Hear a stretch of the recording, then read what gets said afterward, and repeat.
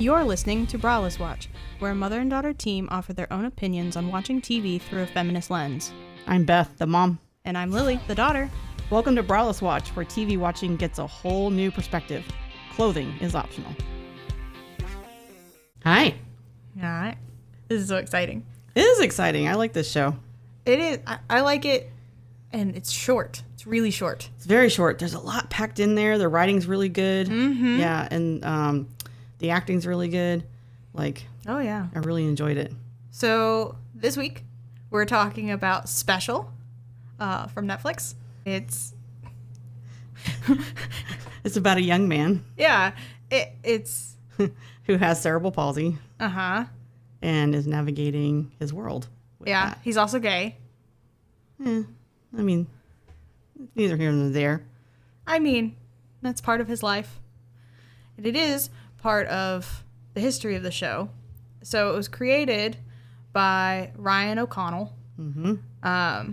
And it's based off of his memoir called I'm Special and the Other Lies We Tell Ourselves. Ooh, okay. Mm-hmm. So I looked into Ryan O'Connell. So Ryan O'Connell plays Ryan in the show. He does. That was a budgetary choice.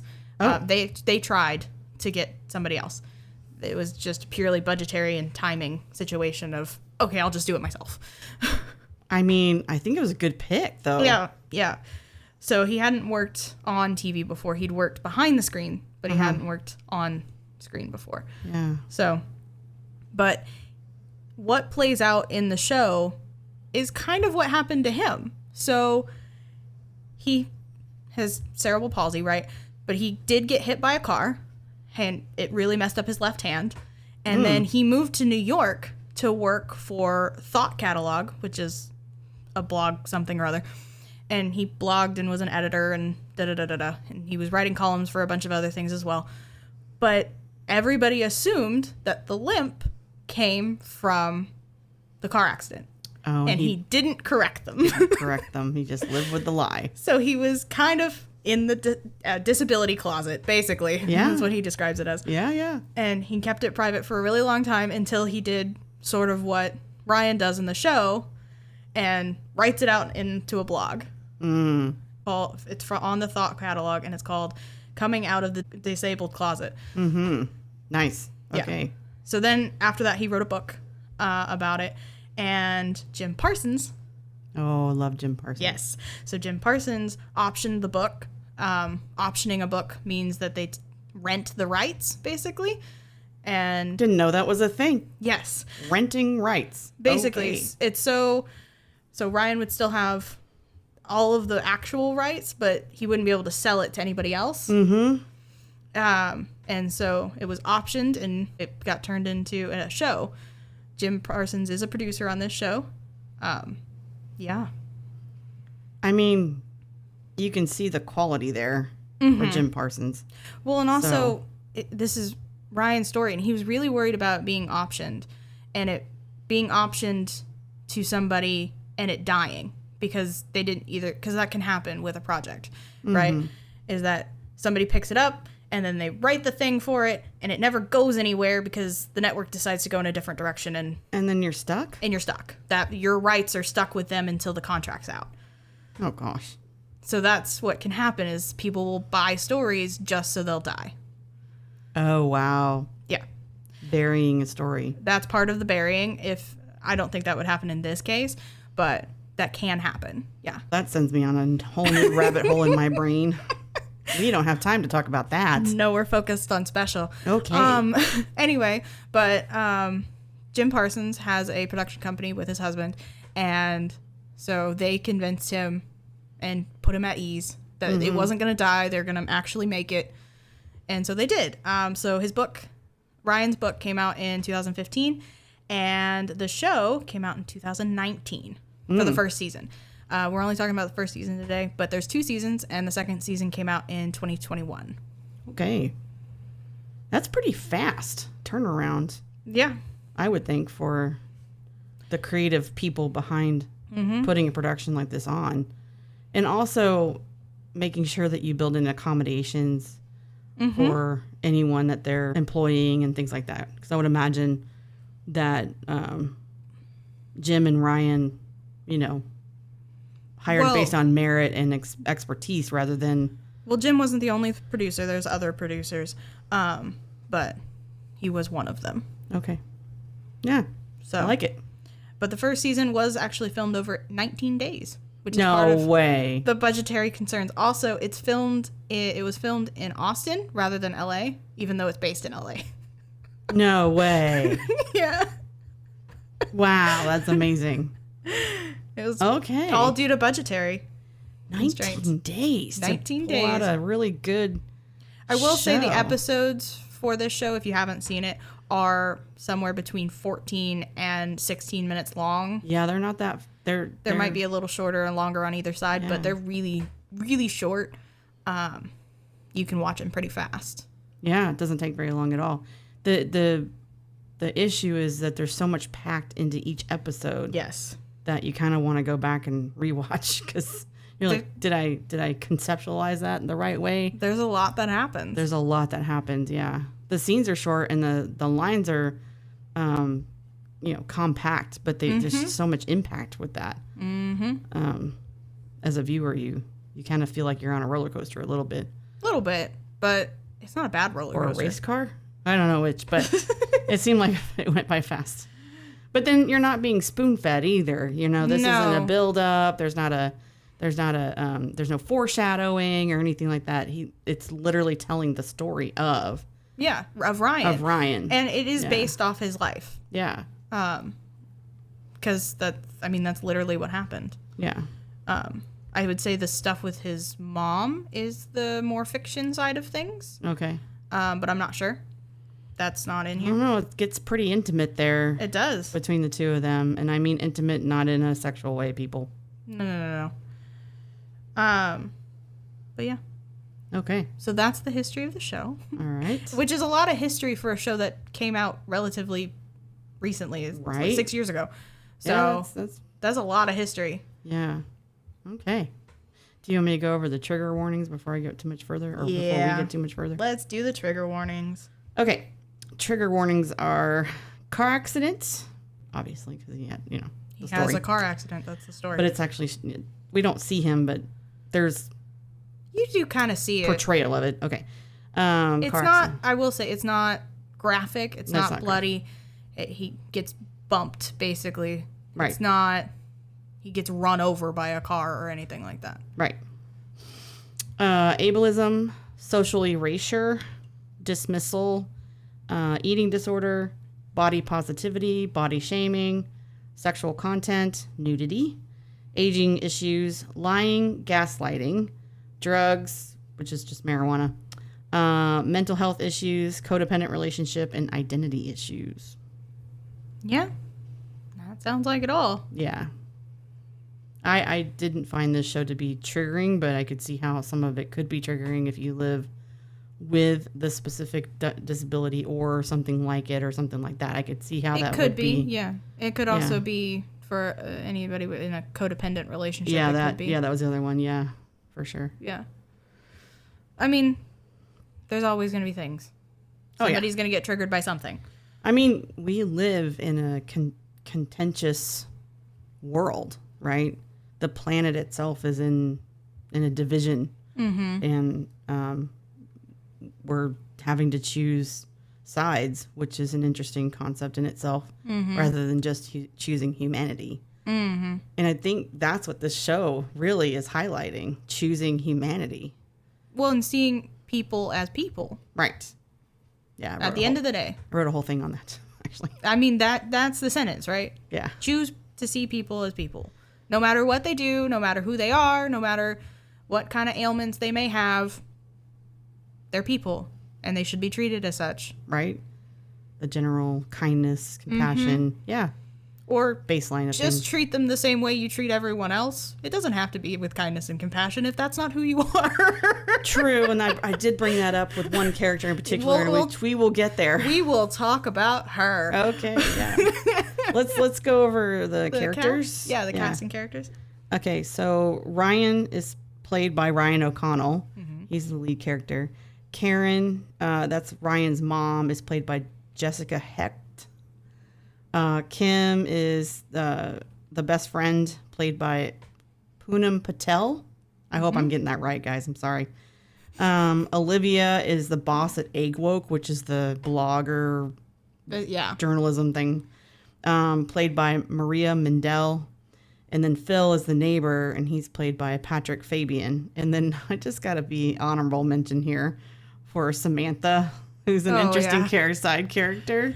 And she doesn't have a lot of lines or anything, but what she does get is so, like, colorful and So you and I have both seen this already, all the way through. Yes. Before we watched it for this podcast. I think, if I remember correctly, and I could be wrong, Samantha has a bigger part in season 2, but I could be wrong. Oh, no, I think I remember that, yeah. Yeah. She plays a little bit bigger part there. Yeah, because this season she's really a background character. She is, but she's so unique in how she's portrayed, how she expresses herself, that you kind of want to divert your eyes You want to pay attention to her. And it's such a dichotomy to Ryan wanting to so be normal, right? Wearing the button-up shirts and trying to be as clean as possible and all of these things and trying to fit the normal, whatever that is. Right. And it seems like Samantha just does everything possible to not. Right. She wears blue lipstick at some points. I think also she wears white lipstick. A white lipstick at another point. Which I thought was interesting. Weird colored clothing. And I say the weird in that they're juxtaposed. Oh my gosh. Okay, that word's not coming out. They are put against each other. Juxtaposed. Thank you. Against each other in ways that you wouldn't normally put clothing. Right. Yeah. Right. And she has, like, her makeup's, it's very, she goth also mixed with it's not even goth. Punk. It's like she has a white eyeliner sometimes with blue eyeshadow, and it's just a lot. There's just a lot going on. It is a lot. But she seems so content and that's with herself. Perfectly and I just fine. love it. Yeah, I just love it. Anyway, I just want to give her a little bit of a mention, but she's played by Gina Marie Hughes. Okay. And when you go to Gina Marie Hughes's website, it's it very much in keeping. Yeah, I can't see any other person playing this character, actually, so... Okay. Yeah. Happy to see a Samantha in there somewhere. I mean, that's fine. So for anyone who doesn't know what cerebral palsy is, it's a group of disorders, which I found to be interesting, that affect movement and posture caused by brain damage that occurs before, during, or shortly after birth. So it's the most common childhood physical disability, which means it's not a mental disability. It's a physical disability. And it affects the muscle tone, movement, and coordination.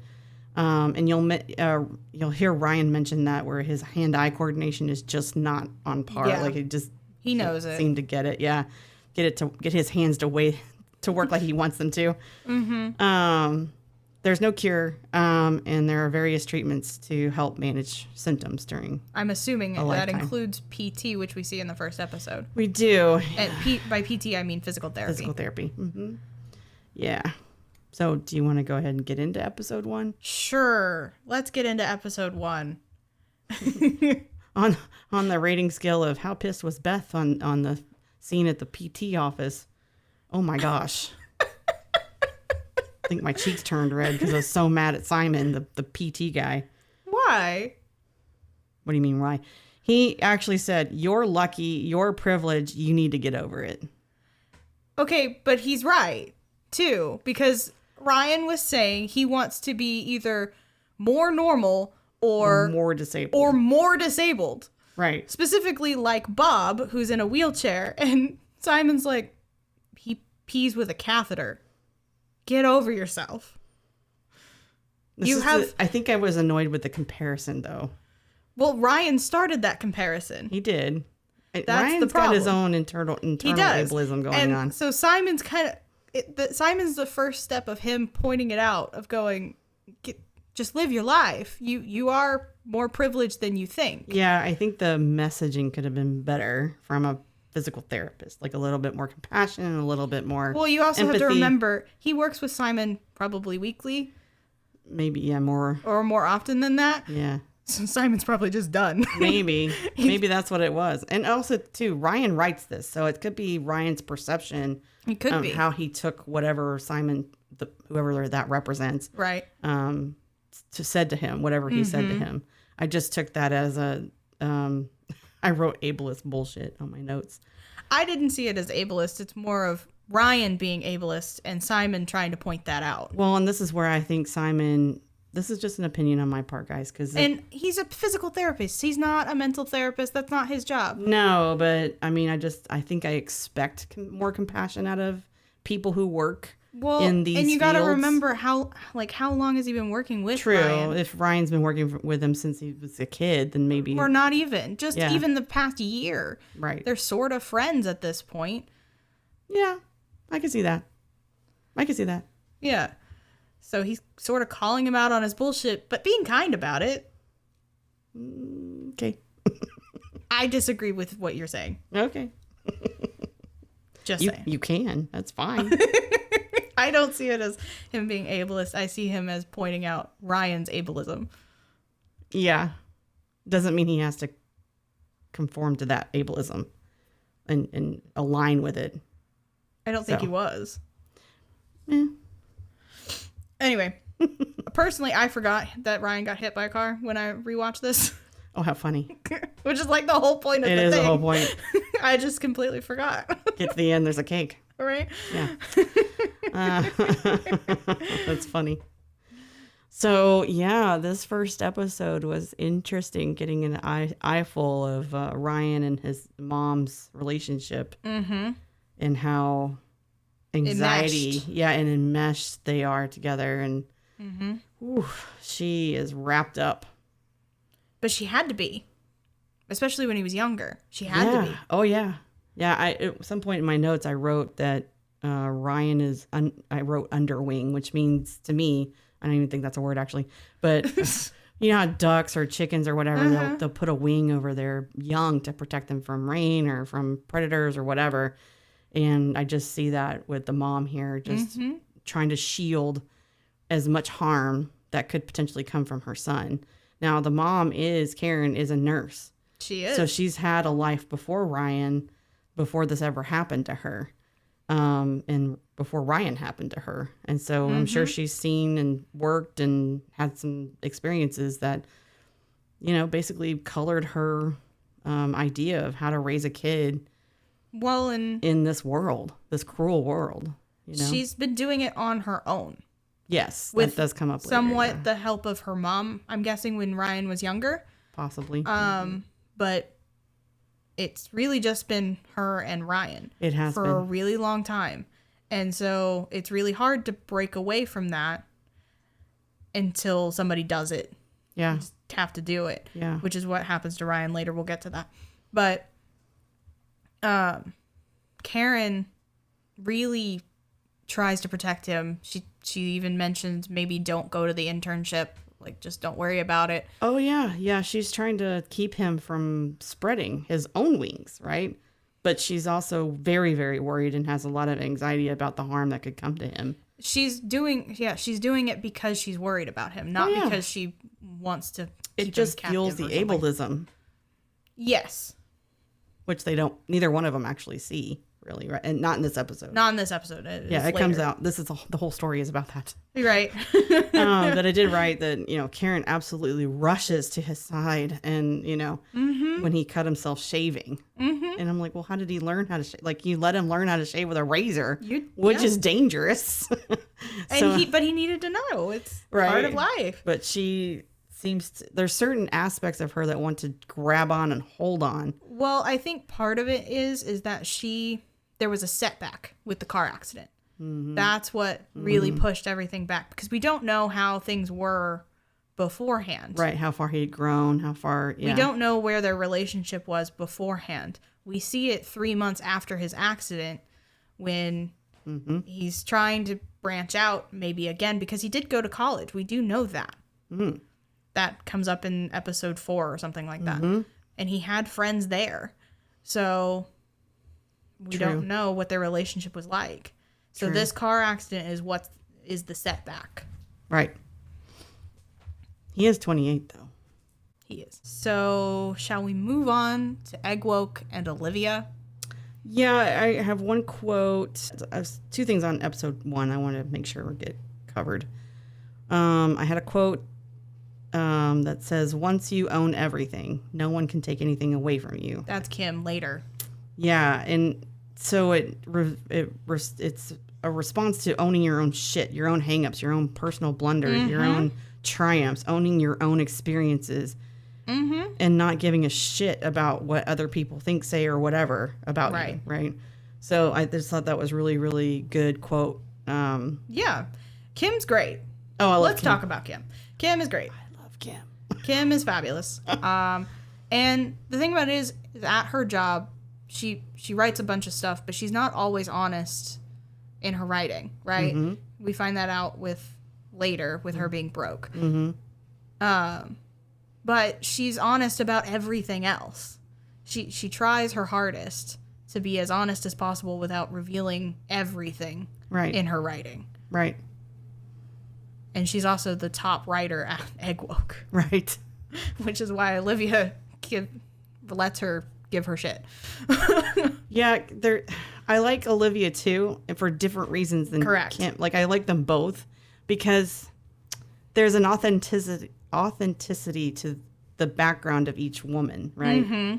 And I can pick up on that, even though there's, like, I can see through their own gaslighting, their internal gaslighting. So I don't know if that's just a superpower on my part or if that's something that, you know, maybe the actors did a good job.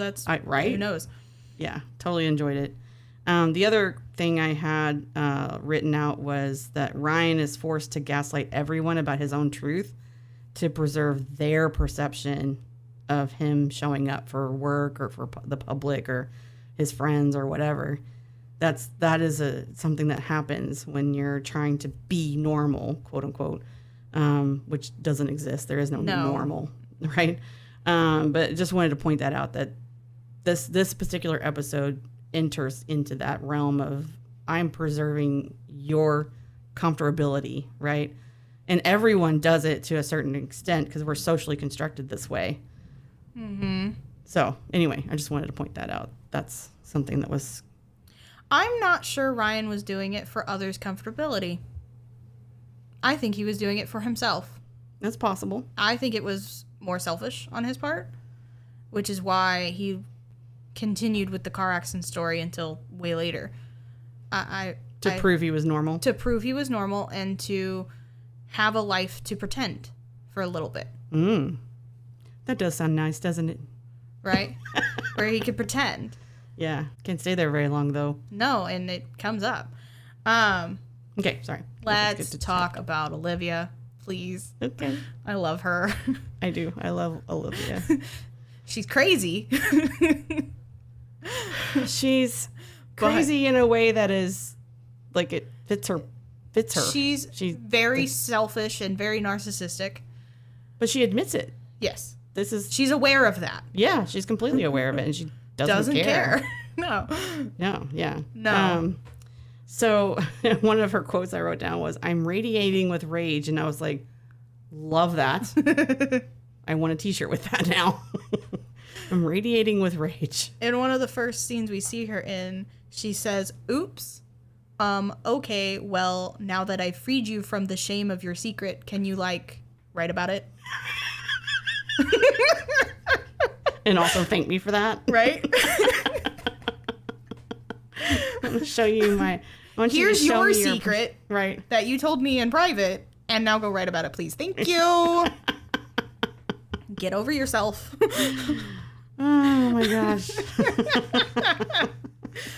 Olivia is a wild character, but she's important. She's important to the story. She is. Yeah. I wonder if the real, whoever that represents to Ryan, right? I wonder if they caught on to, or if it's a culmination of a couple of people. It might be several people, yeah. Right? Yeah. Yeah. Yeah. Moving on to episode 2. The first episode was called Cerebral Palsy. The second episode is called The Deep End.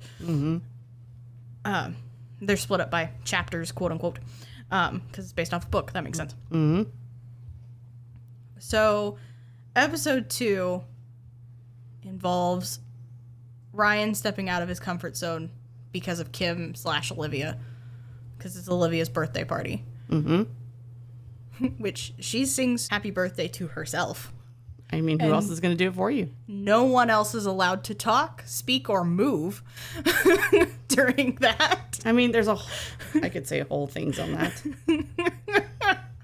But I just will say this, that Olivia knows how to take care of herself. Right? And then afterwards, after she does that, she says, "Good night, everybody," and walks away. Okay. I love Olivia. I love it. But so Olivia is having a pool party for her birthday. Kim's invited somehow. And she brings along Ryan. Kim brings along Ryan to step him out of his comfort zone. Also, he's the intern. He's free. He doesn't get anything. He's not getting paid. So there's no reason to build a relationship with Olivia No. other than to just preserve her reference for employment purposes. There's that, but also it's more of, I think Kim was trying to give Ryan free things, and she knew this party would have free things. Gotcha. Because he's working for free, Olivia should give out some stuff. Right? Okay. So, yeah, Ryan has body image issues. And that juxtaposed with Kim's complete body positivity. Right. Exactly. Very fun. Yeah. And then there's a scene, though, that Kim sort of gets that slapped back in her face, that body positivity. She does. Because basically what these two girls end up like fawning over Kim. Because she writes for Egg Woke. They really like her articles, da-da-da-da-da. And it comes to find out that they love their body because if she can love her body, they have no excuse. Is that comparison again? Yeah. Yeah. So they're free to hate on her body so they can love on their body? Yes, basically. Yeah. But if she can love her body, I should be able to love mine because I'm skinnier than her. Right? Or whatever. Insert thing there. Yeah. Well, that's what it is for them. Yeah. I mean, standard stuff. Social construct stuff that we're taught. That annoys Kim. So she swims away because they're in the pool. Yeah, I really love this. She actually did she did a full head dunk. She did a full head dunk. She also did a cannonball into the pool. Yes, she did. Love it. What's really funny is she got the actual pool party started because there was nobody in the pool before then, as far as I'm aware. And then when she cannonballed into the pool, other people got in. Awesome. I love it. I love that she loves herself that much. But there's hints here at this in this episode of Kim being broke too, because she drives for Rhodesy, which is like an Uber, Lyft, whatever. Yes. And then she has a price tag on her swimsuit. Right. That she just tucks back in. Right. Which now I'm wondering how would you save that price tag if it's going to be wet? I'm not quite sure. Yeah, like I don't know if that would work, but not our problem to deal with today. TV magic. Right, exactly.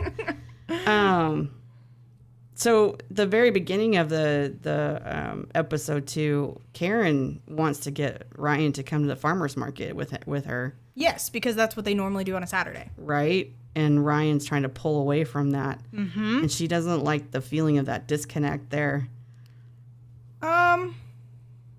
She's not used to it. Right. I'm not sure if she doesn't like the disconnect. Because there's part of her that wants to, right? And you can see that when she's stalking, this is the best way to describe it, stalking her neighbor Phil. Because she runs into Ryan's room to look at Phil through the window. Without asking. There's no knock or anything like that. No, she just runs in there. Yeah. So there's that. And then later in the episode, at the end, she says something along the lines of, I haven't realized we haven't spent a Saturday apart in forever. Who knows how long forever is? That's what I'm saying. She started to feel the disconnect when Ryan was choosing other things to do that didn't involve her.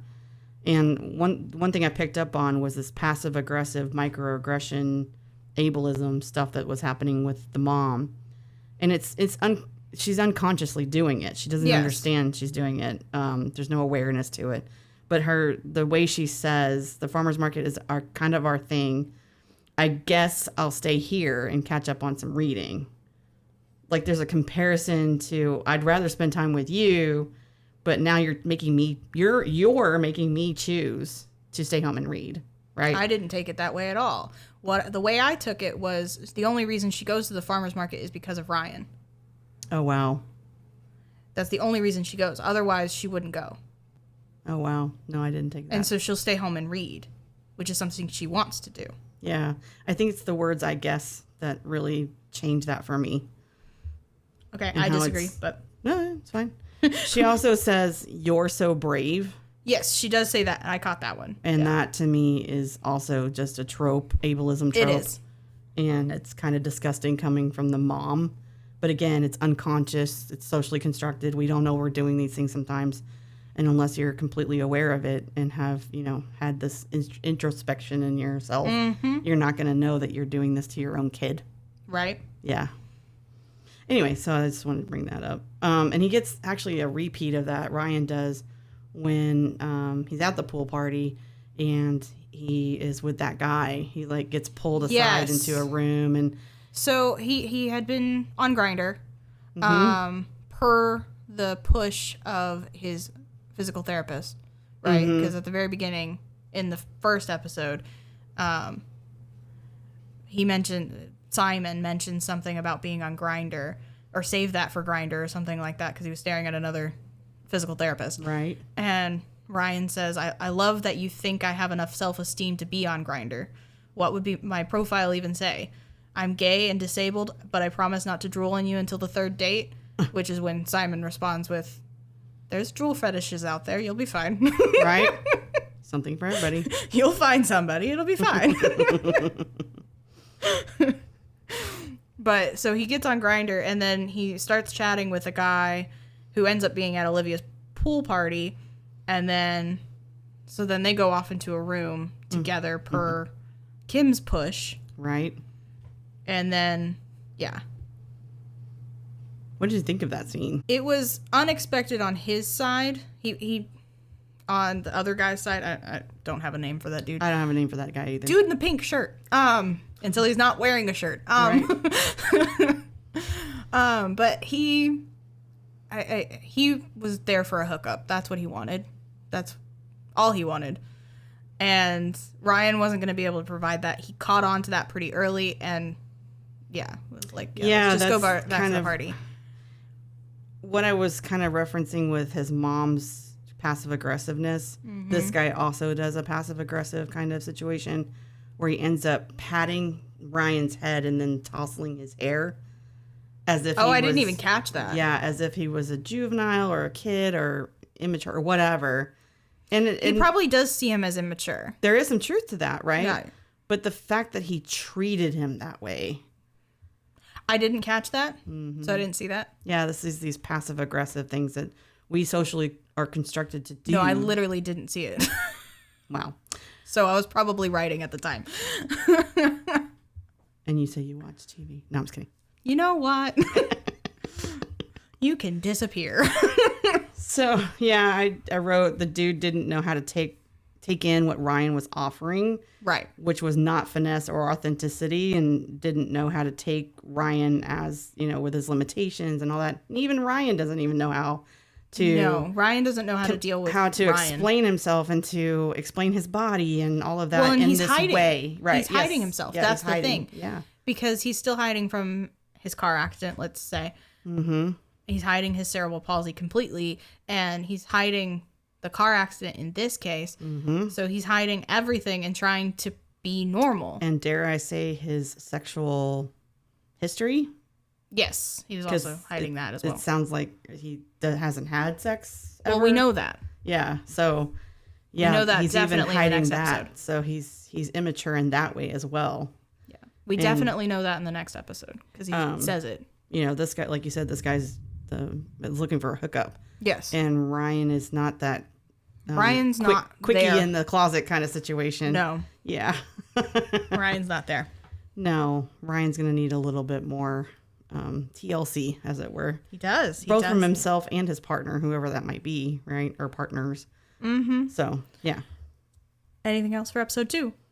No, that was a really significant one because I wrote, Ryan declares he's moving out. Oh, yes. He does declare that. With an exclamation point. He does. So. He just says he's moving out. Right. Okay. Kind of a cliffhanger for episode 2, actually. Right? Yeah. It's going to episode 3, Free Scones. So that title is based off of Ryan's quote. He says at the very beginning, he says, Kim, there are 2 types of people in this world. Those who get free scones and those who don't. Mm-hmm. And those that get them, they go through life with a certain kind of ease. Things just happen to them. Things non-scone getters can only dream of. Mm-hmm. It's kind of true.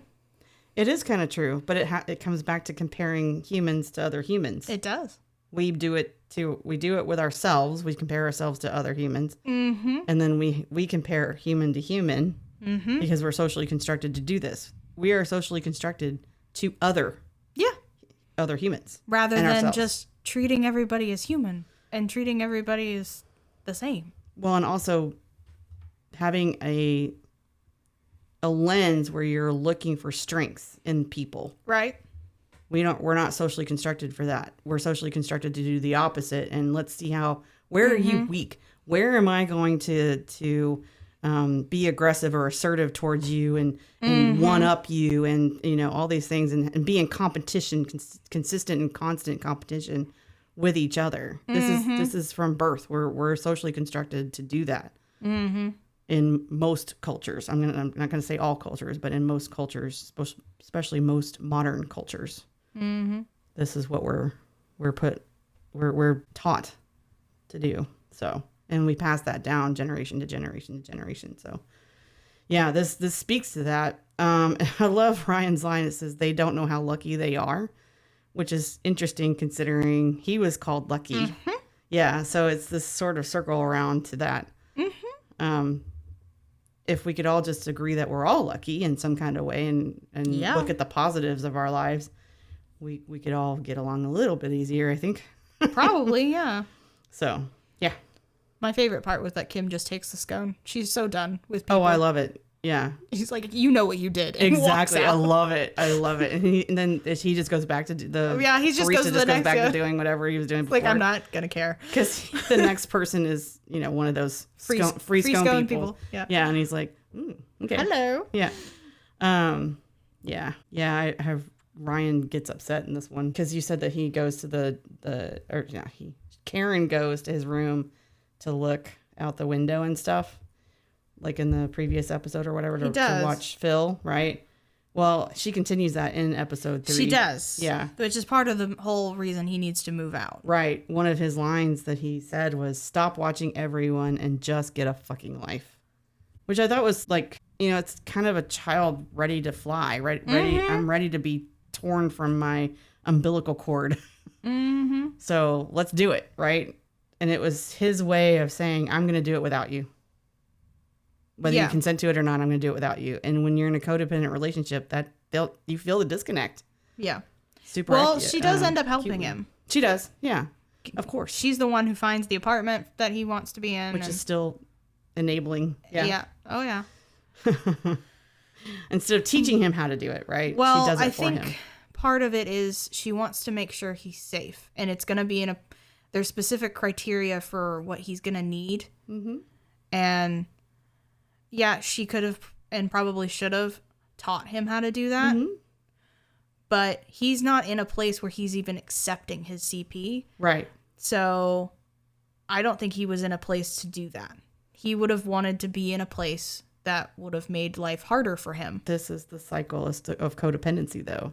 He puts out there, I'm not ready. Mm-hmm. She's like, okay, I got you. And then that cycle continues until he goes, fuck that. I need to be ready. But that doesn't happen until the very end of all the episodes. So, I mean, it sort of happens in the next episode. We'll get there, but I mean, I'm just thinking of the toilet, which is later. We'll get there. We'll get there. Anyway, so what else happens in this episode? Okay, let's talk about Karen and Phil for a minute before we go on to more Ryan. So, Phil catches Karen watching him through the blinds because he's cleaning his truck and whatnot. So we don't find this out till later, but he's a retired fireman. Right. So he's at home all day. And so she keeps cleaning her windows. And so he comes over and says, how dirty are your windows? Right. Because they look spotless to me. Right. I'm just curious how dirty your windows are. And she says something along the lines of, how are you supposed to know? And he's like, you know what? You're right. I don't know. Let's go on a date. Yeah, right? It's an immediate reaction. Let's just go on a date. That's it's awesome. very cute. It is very cute. I really like Phil. I like Phil too. He knows himself well. He knows himself very well. Yeah. He knows what he wants, what he doesn't want. Mm-hmm. Yeah. I really like Phil. So they're very sweet. I think, do they go on a date in this one? I'm not quite sure. I can't remember. I don't think so. Not yet. Yeah, because it's too. Yeah, it's the next one. It's the next one. Yeah. Okay, so moving on. So Karen earlier in the episode breaks in. She storms into Ryan's room, right, without knocking or anything like that. Yeah, she's probably done that for all of his life. Yeah, years. But Ryan and Kim were in there. Mm-hmm. Scheduling Ryan time with a prostitute. Yep. Because he sort of admits, after she figures it out, that he's a virgin. Right. And she's like, this is the best thing. This will get you over the hump. It'll be fine. And she's right, because Shay is amazing. Shay is amazing. I love the character. Yeah. Yeah. I actually had the thought, I would love a TV show, even if it's just like a short little TV show about, sex workers' life. Yeah. Especially like an escort like this. Yeah. And all their different clients, because not all of it's sex. It's mostly talking. It's relating And human to human. It which is. Sex is part of being human. Hello. Right? Yeah. So I would love a TV show about that. So if I'm with somebody you. out there wants to write that, go ahead. Yeah, go ahead, write that, get that produced, and we'll We'll analyze it. And we'll then analyze it and bring you on. There you go. get on it, people. There's free stuff right there. That's funny. But Shay is just amazing. He's very sweet. He's very kind. He asks for consent each move that he's making, right? And he's very slow about it. Yeah, he tries to be instructional about it, and he's very kind and compassionate about it. Uses his empathy. Like, it's beautiful. It's a beautiful scene. Mm-hmm. Yeah. Mm-hmm. So Ryan O'Connell actually talked about this specific scene because they actually have sex on screen, which is not normal for, number one, gay people in general. It's also not normal for disabled people. So to do that, as well as to make it destigmatizing for sex workers all in one go, was just wild. Yeah, how many social justice things did we touch on in that one scene? Just that one scene. Also, we could, bring race into it if you wanted to. If like, you there's really a bunch want of stuff. Yeah. There's a lot. But, yeah, so Shay is just amazing, and he's really kind. And so Ryan doesn't say anything about his CP, but Shay knows. Shay is aware. Because he's had partners already. He's had clients. Mm-hmm. And he actually compliments him and says, "You're the most flexible." Aw. Right? It's very sweet. Which speaks to Ryan's work at keeping up with his mobility, keeping up with his physical ability. Yeah, his physical therapy is working, and it keeps him working. Mm-hmm. So yeah, love it. Anything else you have for episode 3? No, I really loved the it was touching. It was a very human portrayal of two humans enjoying each other's company. Yeah. Even if it was paid. I mean, so what? I mean, it makes sense to me. Right? Yeah. So episode 4 is called House Chilling Party. So poor Ryan, he's moved. He is moved. Great, fine. typical bachelor had no furniture. Right, he has no furniture. And when he does, it's... So I will say, in this show, just stepping out for a second of the episode, but the whole show itself, there is a lot of paid product placement. Oh, I didn't even notice that. There's the Windows, I believe, Surface, and then it's Surface Computer, and then Wayfair. Oh, I didn't notice that. Those were the boxes. Yeah. And then she mentioned Zillow at one point. So there's a few different things like that. Okay. Yeah, and there's also, I don't know if this one's paid, but there's a DVF dress, which is... oh, yeah. What is that? Diane von Furstenberg dress. Fostenberg? It's U. Oh. Okay. It's UR. Maybe I had it wrong. Okay. Aesop soap, and then Zara jeans were also mentioned throughout the episodes as well. Right. So can't say that those were paid product placements. The Windows one was very obvious. They really hammered that one home because they apparently got a lot of money. But the other ones less so. Okay, so moving back into the episode. Gotcha. So Ryan is trying to set up furniture now, and Karen's trying to help, but she's not helping, if that makes sense. Yeah, there's this weird state that she's in, right, with I want to help, but I want you to ask me to help you. Exactly. Yeah, because I'm done stepping in. Yeah, you're moving out. Right. I'm done stepping in. Yeah. If you need help, you have to ask. Yeah. But she's not saying those words. Right. She's she's not teaching him, right? It's like this weird push. It's almost like baby bird. Push out of the nest. You go figure it out yourself, and you go, you fly out the nest, or get pushed out the nest. Right. You gotta use your wings. So she's almost in a state of wanting him to rely on his own instincts to take care of himself. But I don't know. That seems to be a weird way of approaching this, and I wonder if that's because she's hurting inside emotionally from the disconnect that she's feeling and the anxiety. I think it's more of she really wants him out. She realizes it's time, because at the end of the last episode, that's when she was really on board with him leaving, because she had that conversation with Phil and realized there was something that she was missing in her life that she hadn't realized for 20 years. But I will say, being a mom, you want both. You want your child both with you and not with you. That's the thing. Yeah. It's a weird feeling to have. That's the only best way I can describe it. That you both want to witness your child growing and being and doing, and then you also want them home under your wing so you can protect them. It's a weird duality for a parent. Yeah. So Ryan's trying to get this end table set up. Karen leaves because he doesn't ask for help, and he eventually orders, I guess, like a TaskRabbit situation. Yeah, and the dude just comes in and builds the table. Also at the same time, Ryan is trying to connect with his college friends again. Right. And he's reached out to there's a group of 3 girls who he was super close with in college, but they drifted apart because they all moved to LA and he stayed home. Yeah. And so he says that he's got an apartment, he's got a job. Great, fine. And he invites them to a housewarming party. However, after he gets everything set up and Karen helps him get the meats and cheeses, and she was going to go get crackers because she forgot them.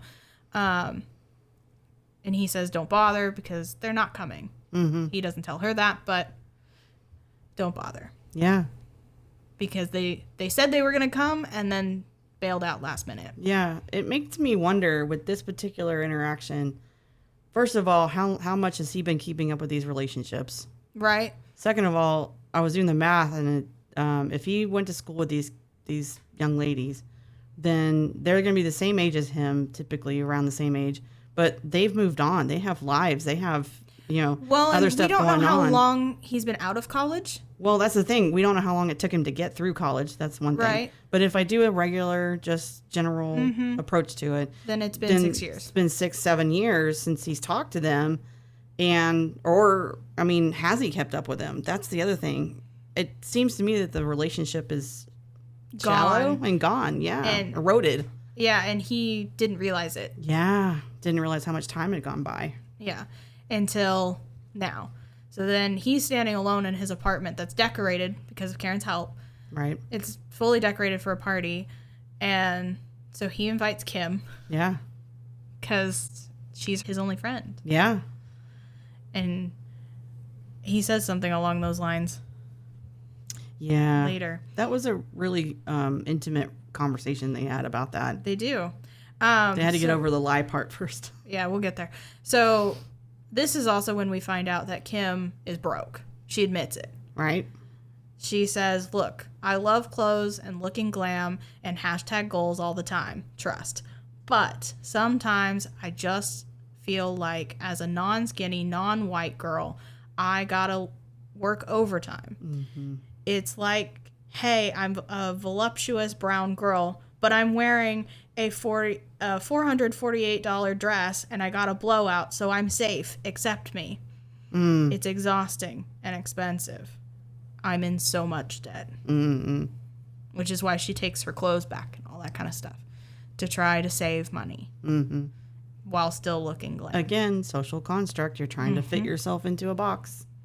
Well, she's trying to be accepted in this very white world. Yeah. Especially the egg woke. White and male. Yeah. But even white women, right, have more. You said white male, and it reminded me of Olivia saying that the white guys is diversity higher. And then she said white God. Straight guys are canceled. You can't say anything. She was super funny. That was Love Olivia.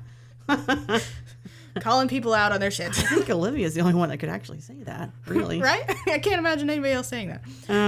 But yeah, no, I mean, the experience of being a woman, specifically, and then you just start adding other marginalization aspects of your social relationship to society itself. Mm-hmm.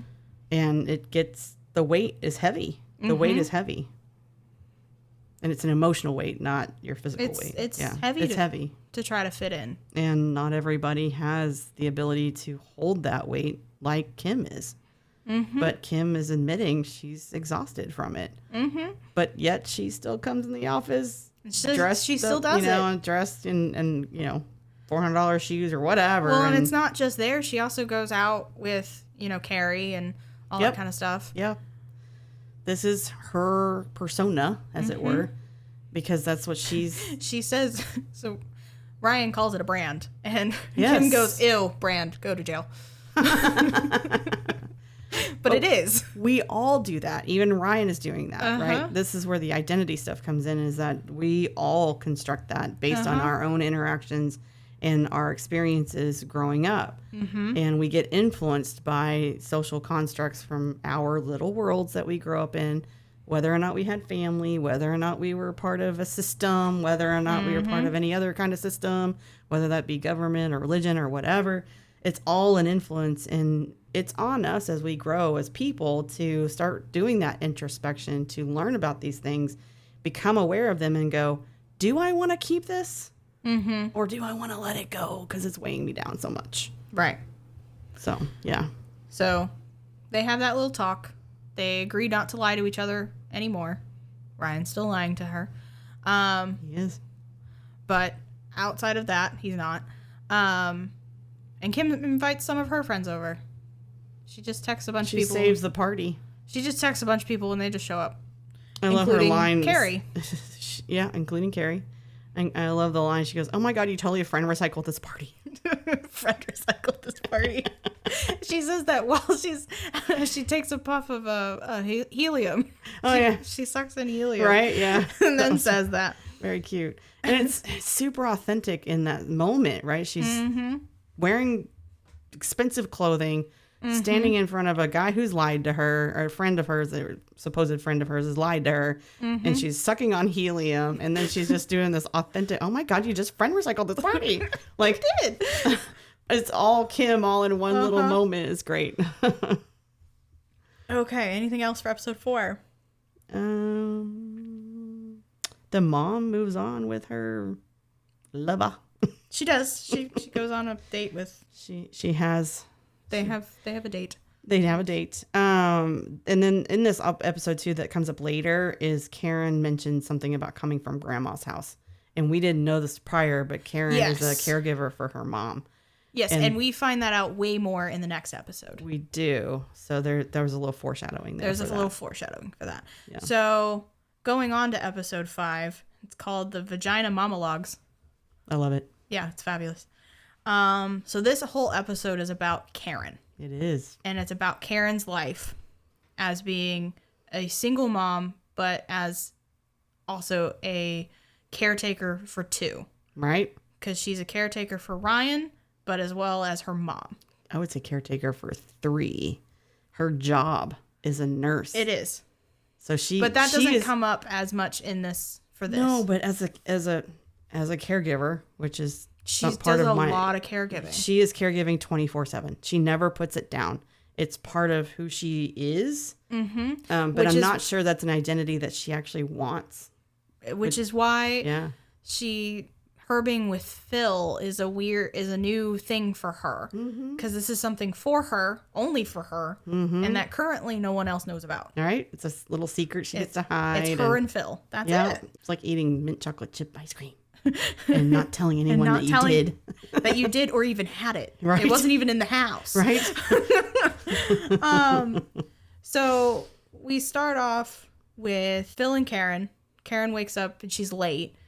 It's 10 o'clock. She's like, I didn't even know I could sleep that late. Mm-hmm. And she needs to go to her mom's and then go to Ryan's. Mm-hmm.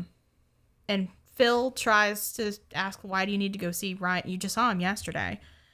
And we find out that Karen hasn't had a partner for at least 23 years. Right.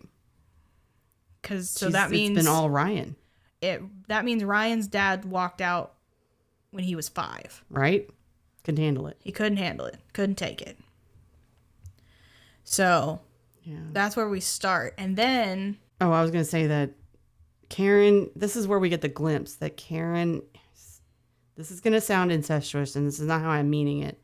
But Karen and Ryan are in a relationship that speaks to their emotional need to be in a partnership. If that makes any sense. Yes, and they start to realize that. They do start to realize it. This is the first episode where we get the sense that Karen didn't realize it herself, though. Yes. She didn't realize that what she had built with her son was so protective and so loving is also very harmful to both of them.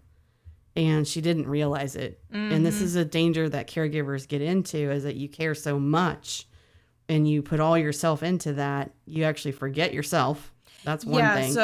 And then you're pouring your whole identity into this care of this person or people, depending on, what kind of caregiver you're doing, or even animals, right? You get into the caregiving pieces of it, and that becomes your identity. It's the work involved, and you lose yourself in all of that, and you lose your perspective of it. And I know this from experience. Right. So, yeah. I literally wrote, she's a caregiver for 2 people in 2 places, and no one takes care of her. Exactly. Even including herself. Yeah. Yeah. She doesn't take care of her. She doesn't have time. She doesn't take the time She doesn't take the time either. Yeah. So she tries to take her mom shopping. She does. For clothes. Yeah. The mom's not having it. Yeah. And then Karen finds herself a dress, which she buys. Was super cute. It was very cute. And the Kelly green looked great on her. It did. It was beautiful. So she buys that, which comes in handy because Ryan calls and needs assistance. And I don't know if you caught this, but the mom says, don't come back on my account. Yeah. Which is also passive aggressive. And I even wrote that the family patterns are repeating from grandma to mom to son, right? So they're repeating, and also the grandma asked for quality time, which is exactly what she did. She asked for, from Ryan. Yeah. And there's some realizations there, right? There is. Yeah. And the green dress, I wrote that was a symbolism in the possibility of her becoming herself. It is. Yeah. Because at the end, and we'll get to that, but Phil liked it. We'll get to that. So going back to what Ryan needed, he clogged the toilet, and so he can't clean it. He doesn't have the, if I'm understanding correctly, he doesn't have the grip. Yeah, the dexterity. The dexterity and the ability to grip the plunger in order to eat. He did try to plunge, he said. He did try to plunge it, but then it's not just that. She was talking about also... She plunged it too, and it didn't work. She had to fully clean it out. She had to fully clean it out, yeah, with gloved hands and a trash bag and stuff like that. And, this is the kind of stuff when you're caregiving, this is the kind of icky things that you have to do. Mm-hmm. And she was all in it. She's been a nurse. She's probably seen everything that's come out of a human body that there is. So that was nothing near, it wasn't anything for her to grab some gloves and go, I got it, right? I'm in there. We got to get this fixed. And Ryan was super upset with himself because he had to call her or somebody. I mean, this is where the choices are, though. He called his mom over calling like a plumber or a TaskRabbit or something like that. Or even calling Kim and going, hey, you got a plumber? Like, do you know anybody? Right? So he hasn't learned those skills. He doesn't trust Kim yet. That's the thing. Because Kim doesn't know. Yeah. Yeah. Kim doesn't know. So, and I can't blame her for not. I wonder how many times in this time, he's 28 here. So I wonder how many times up to this point he has trusted people with his story. I don't know. Yeah. So if you take it to his actual, his actual timeline, I'm not sure if he was 28 when all of this went down. So in the story he's 28, right? In the story he's 28, and we don't know this character. Right. I don't know if this is reflective of his own life, but don't know. Yeah. So we don't know how many actual friendships he's actually had to be at this point, right? We do learn more in the last episode about that, but we don't know how he's been socialized basically as a child or even in college, right? Right. Who knows what those relationships were like with those three girls? We don't know. Yeah, we don't know anything past. Yeah. What they're telling us, right? But the way that he is treating Kim sounds like he doesn't have the skill set yet to be friends. He doesn't know how to do that. He knows how to interact with providers because he's been medically taken care of for all of his life. And his mom's part of that world. So she understands how to relate to medical providers and insurance providers and all the, all that goes into medical care, right? Right. They both learned that. And he learned that from her because that's what she knows. Right. So, yeah, that's not the same as having friends.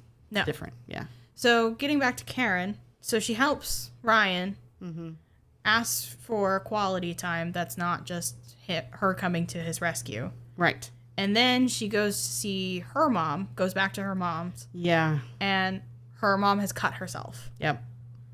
On what she doesn't know. She doesn't remember. She's just attending to a cut, on the grandma. The grandmother is trying to attend to the cut on her own. She doesn't know how she cut herself. She doesn't remember, and she starts to have some memory. You see it because Karen's now wearing the dress because she didn't want to keep wearing those clothes. Fair. And so she's wearing the dress, and the mom asks, "Where'd you get that?" Right. Had no memory of hanging out with her. And Karen's like, "We got it this morning, you and I."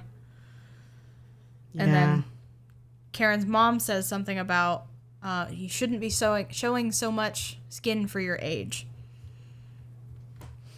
That's where there's a generation divide because there's no time limit on when you should, or age limit when you should stop showing skin. Right, and they also live in California, Southern California, my bad, where it's hot. It's hot all the time.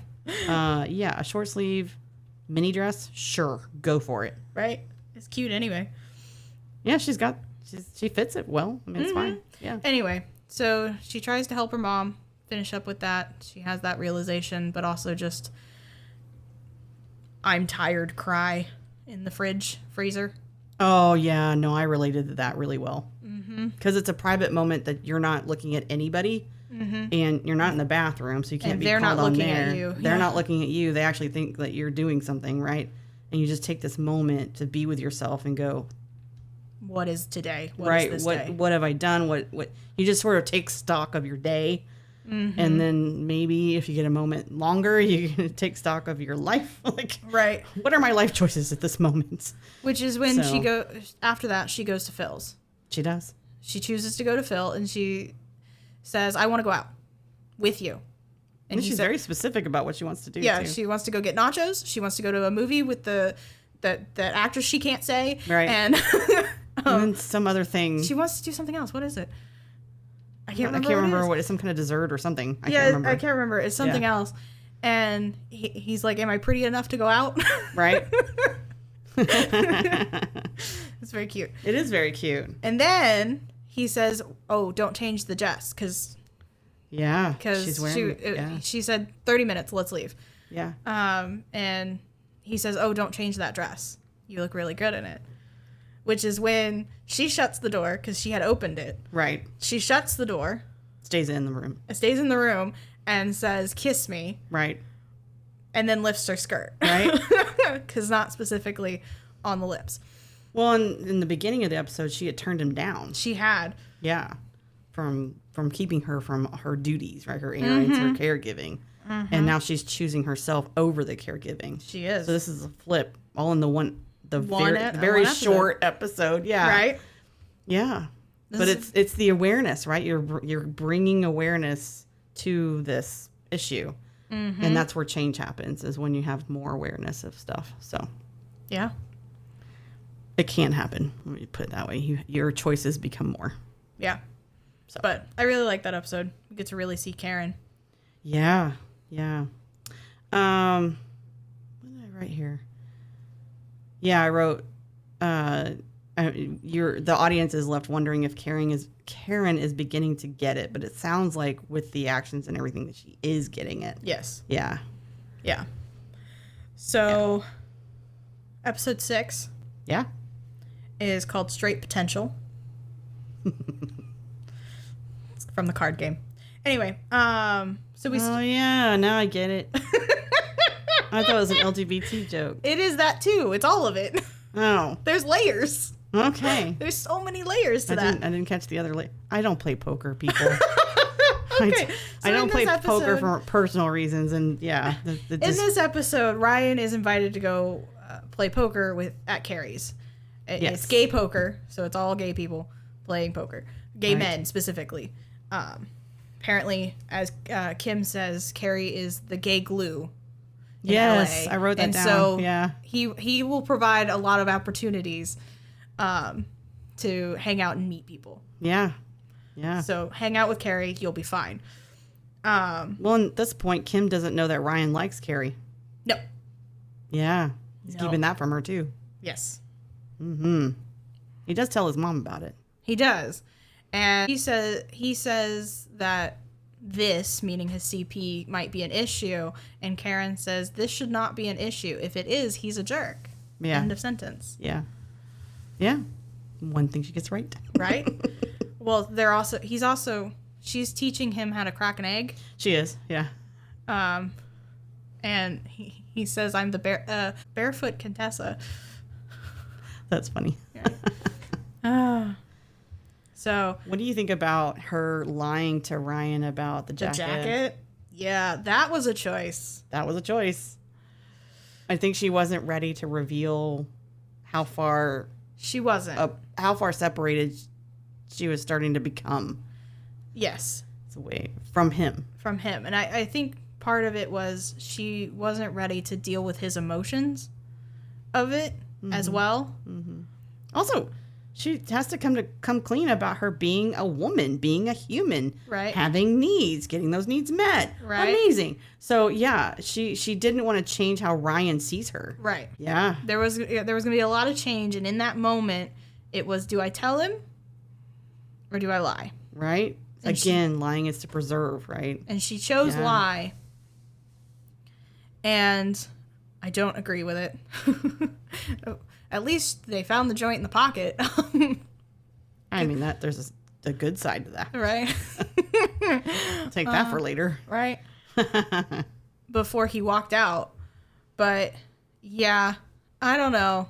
It was weird. It was a wild choice. It was an interesting choice, but it makes me wonder, too, how many times has she lied to Ryan to protect him, to preserve the image of herself to him. Like, how many lies is she burying, and how much of her own authenticity is she hiding from herself and from her son? Yeah. So these are the things that get passed down, right? She inadvertently taught Ryan how to do that. Yep. Without ever having an awareness to it. Right. Yeah. Oh.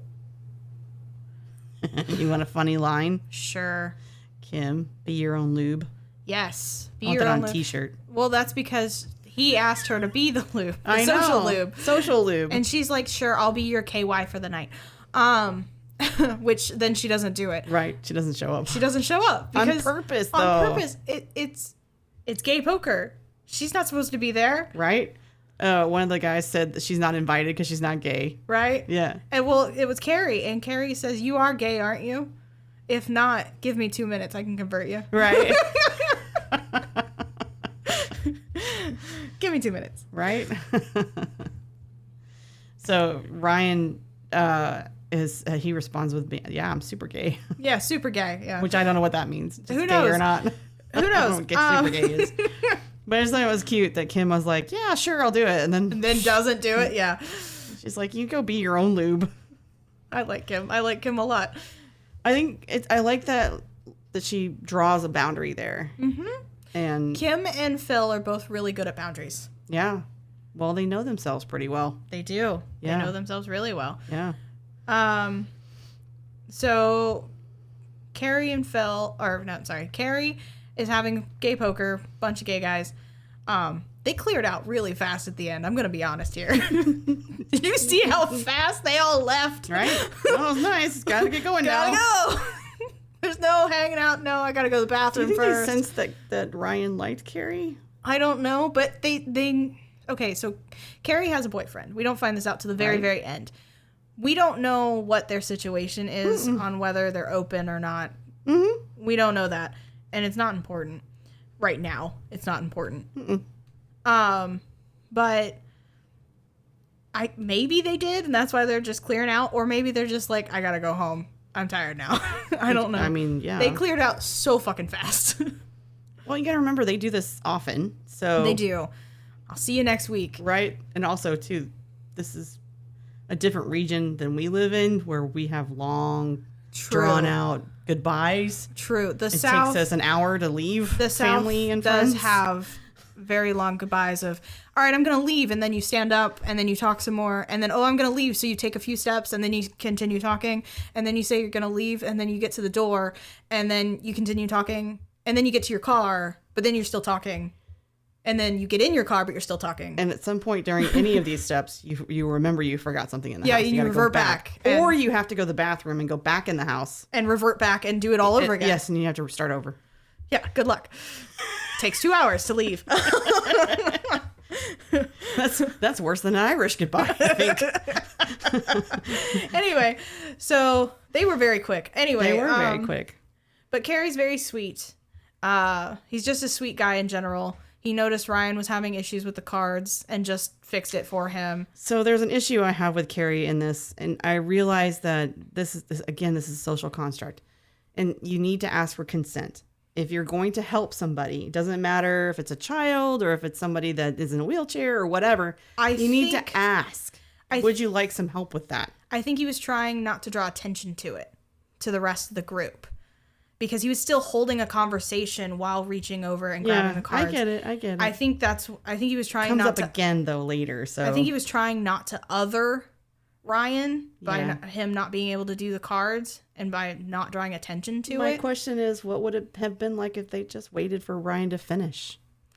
Well, I don't know if he could have. He was doing just fine from what I could tell. Now, it wasn't as pretty as other people can do because his dexterity and his fine motor skills are not there. But he was doing just fine. He was mixing the cards just fine. Now, they weren't, stacked well or anything like that, but... Well, that's what he was doing. That's what he was stacking them. Yeah. I mean, Ryan would have gotten there.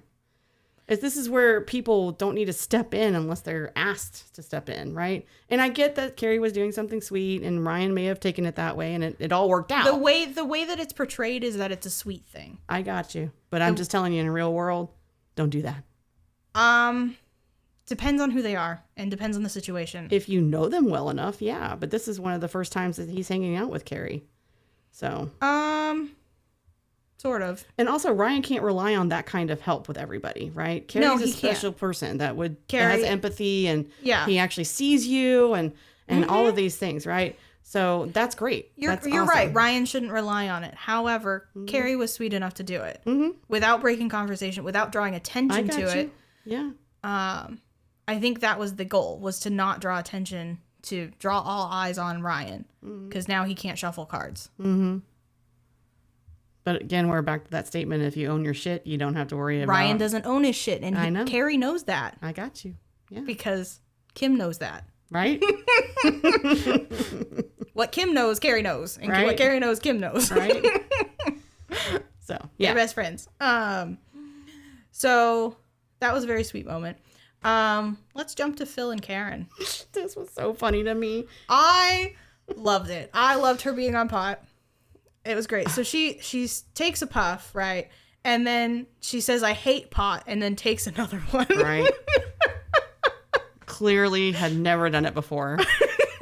And clearly, whatever medication she's on, if she's on anything, or her body chemistry mixed with pot in a way that does not do her good things. So for some people, pot does cause anxiety. Exactly. And depends on the strain, depends on so many things. So I was happy to see that it was portrayed this way, because sometimes people have an adverse reaction to marijuana. Yeah, you can have an anxiety attack. You can. You can have a full-on panic attack. And Phil was a dream through this whole thing. He's like, I've got you. I've got you. I've got you. We're going to be fine. You know what? Everything's fine. You want to know why? Because everything's fine. Exactly. And then he says it, everything's fine, and then she starts crying. He's like, spoke too soon. Right, exactly. And then I love when he comes behind her and like hugs her from behind and he whispers in her ear, we are never allowing you to be high again. My favorite part of that is he says that and she goes, "Aw." Right.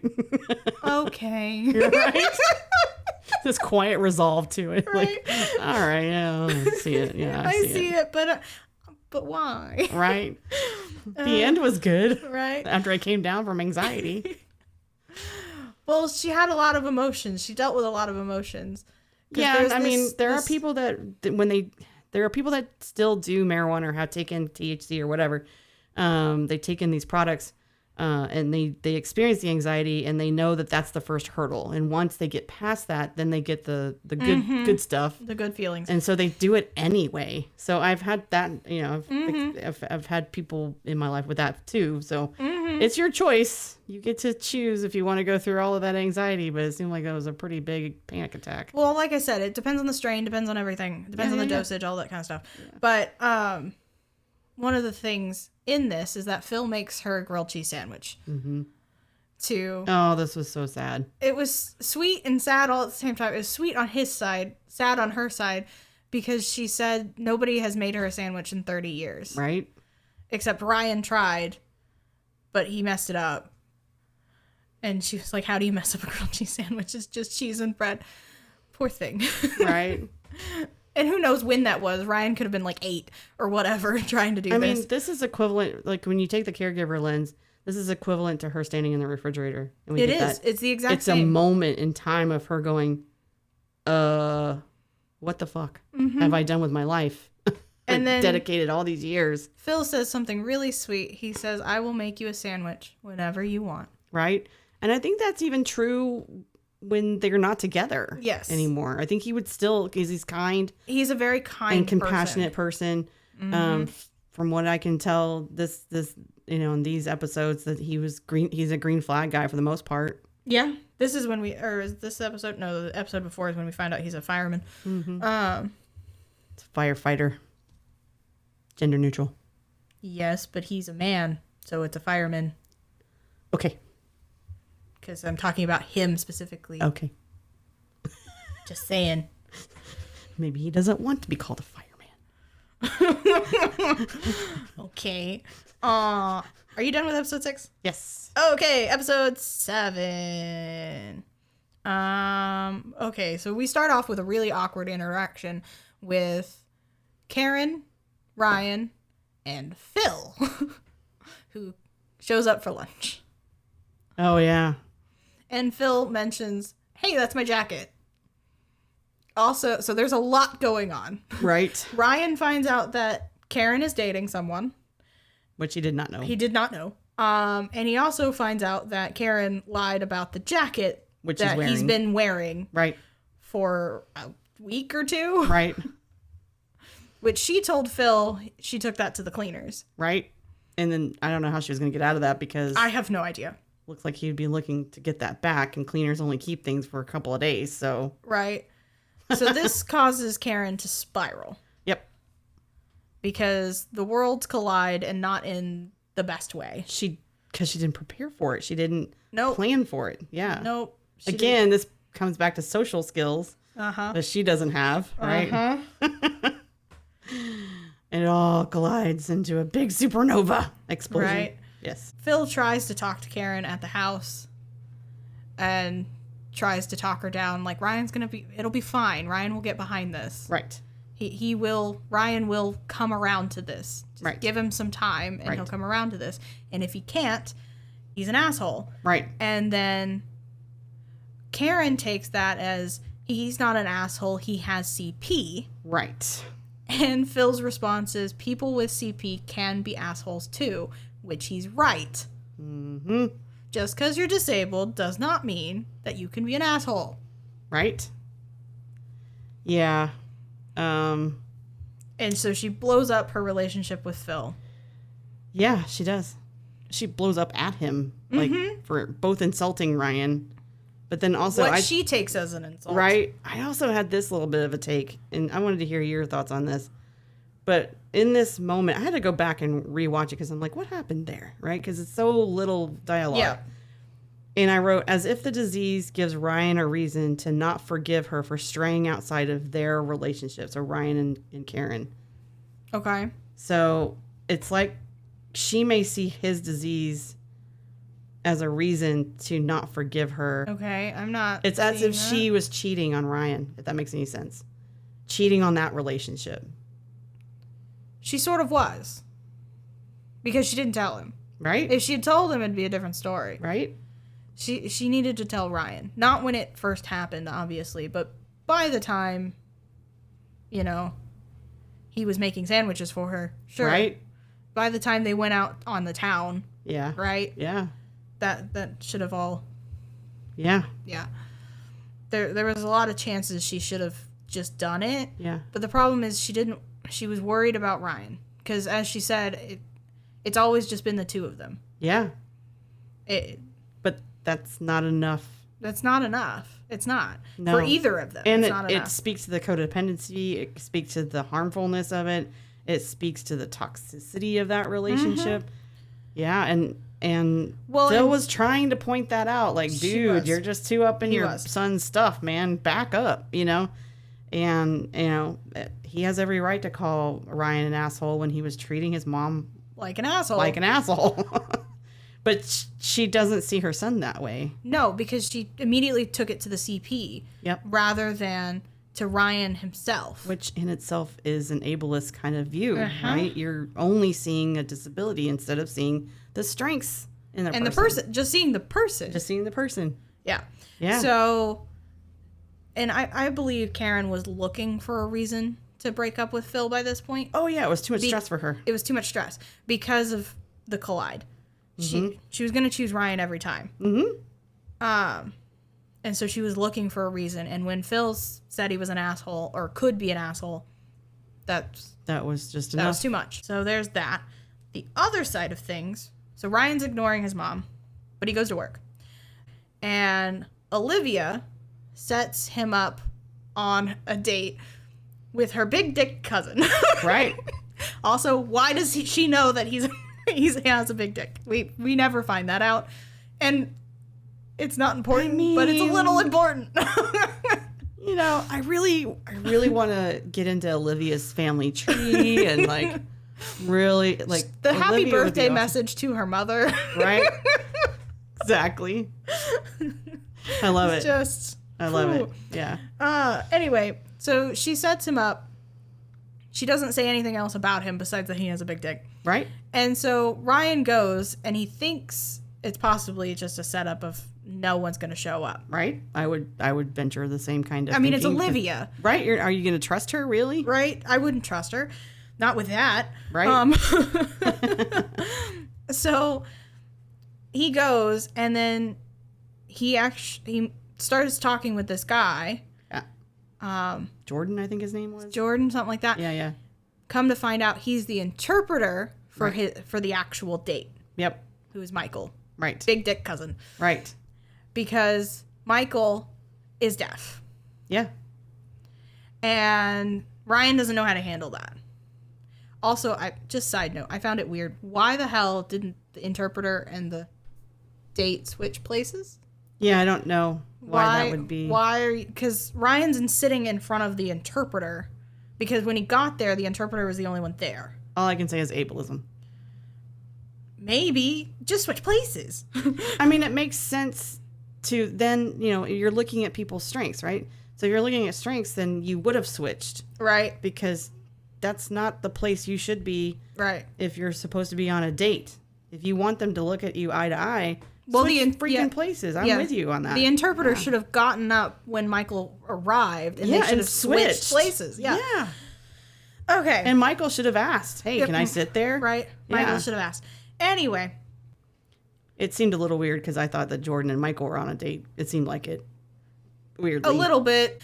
Just in the placement, like you were talking about, like it just seemed like they were more comfortable with each other. Well, that's because he's an interpreter. His interpreter. It's not like he's some random dude that he picked up on an interpreter app. It's not a TaskRabbit. Not a TaskRabbit. No. This is somebody who brings to on occasions. Again, we're right back to they should have switched places. Yeah, and I realize this is Michael's first blind date as well. It is. Yeah. So, but Ryan doesn't take it well. Ryan doesn't handle it well. Yeah. Have to say, I found Michael cute. Anyway. I did too. Perfectly fine guy. Yeah. Anyway. But he doesn't take it well. And so he talks to Olivia back at Egg Woke. Yes. And this is a beautiful conversation. It is. First, Olivia says Michael wasn't into it. And then Ryan says, well, I wasn't into it. And that's when it slowly is revealed the internal ableism that Ryan has on himself. Mm-hmm. And Olivia sees it and calls him out on it. Oh, yeah, I wrote all this down. Mm-hmm. Because she says, you should write about this, and specifically how you hate that you're disabled and getting set up with someone who's deaf forced you to look into the mirror. Mm-hmm. Mm-hmm. That smacked him a bit. Right? And Ryan says, a little bit later, he says, why are you always so mean to me? Mm-hmm. Olivia says, because you need it. Everyone just treats you like you're the boy in the car accident bubble. Mm-hmm. Yeah, I actually had quite a bit on this one. Uh-huh.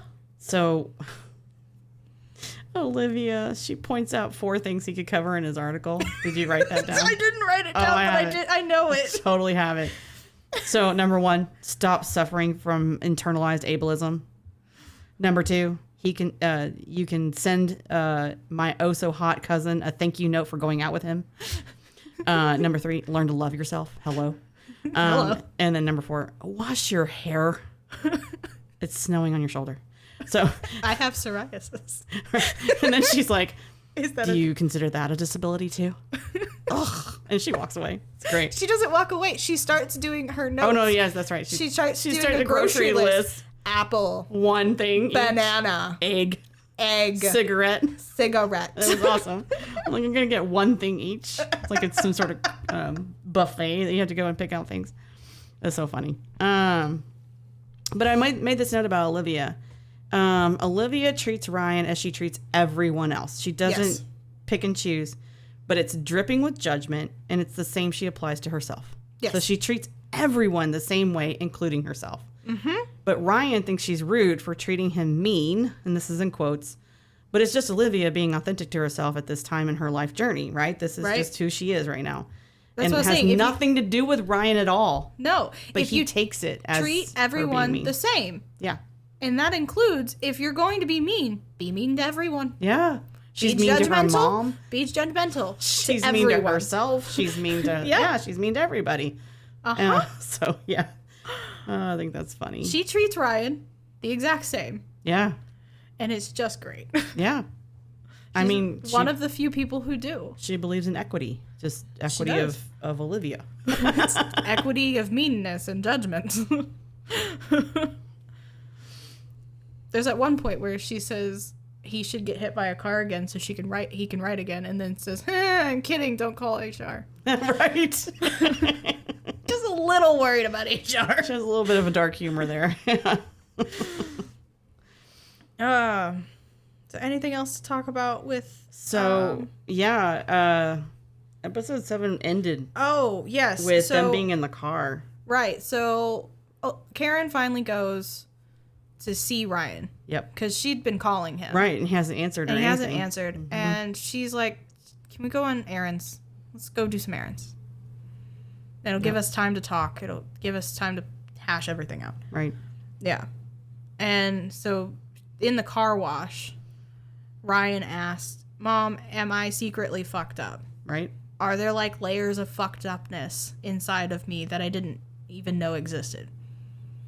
My first response was yes, but that's for everyone. As a mom, yeah. The answer is yes, for everyone. Every human, yeah.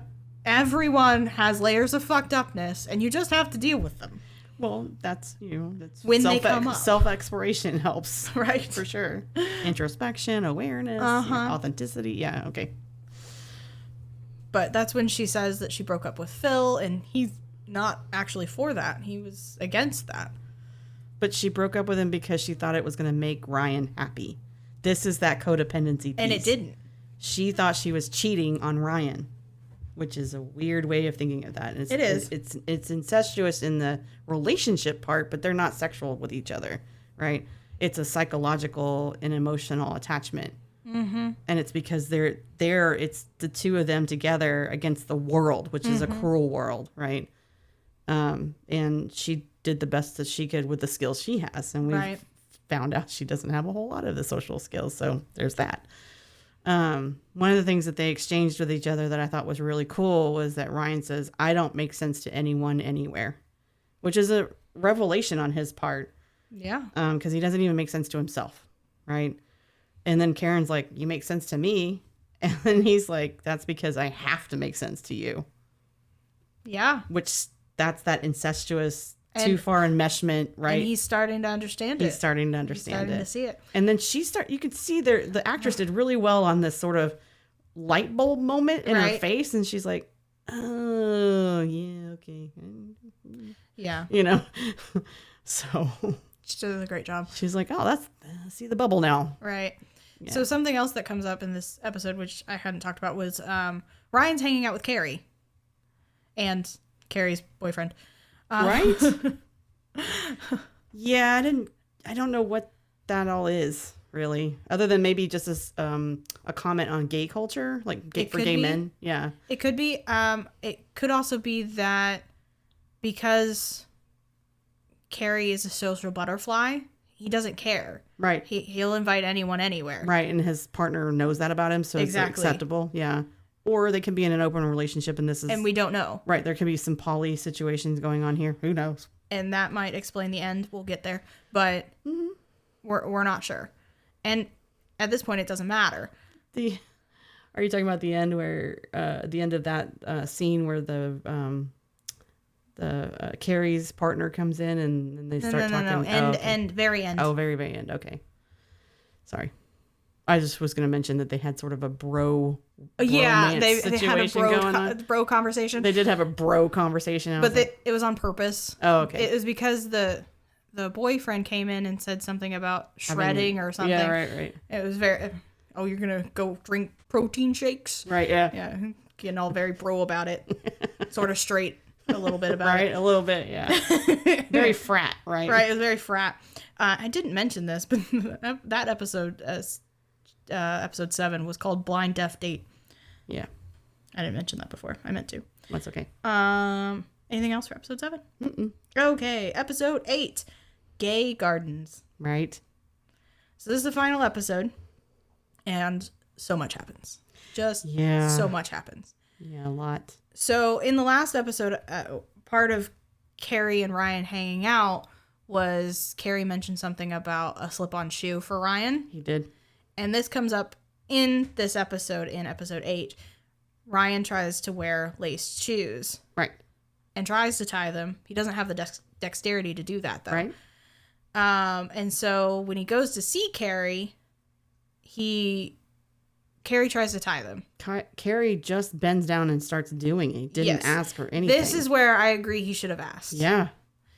I agree with this one. I don't agree with the cards one. But this one I agree. There's an element to it. The same Carrie's just being sane. Yeah. Carrie's being the same. Right. But yeah, it doesn't go well. Does not. They both fall. They do. They both fall flat on their face because Ryan tries to get away from Carrie. And Carrie's like, just hold on, let me do it. And then they both fall, and then Ryan takes off. Mm-hmm. Why won't you let me love you? That's what's coming on in my head right now. A little bit. Why won't you let me love you? So yeah, it over helping, and I'm an over helper, so I can speak from experience.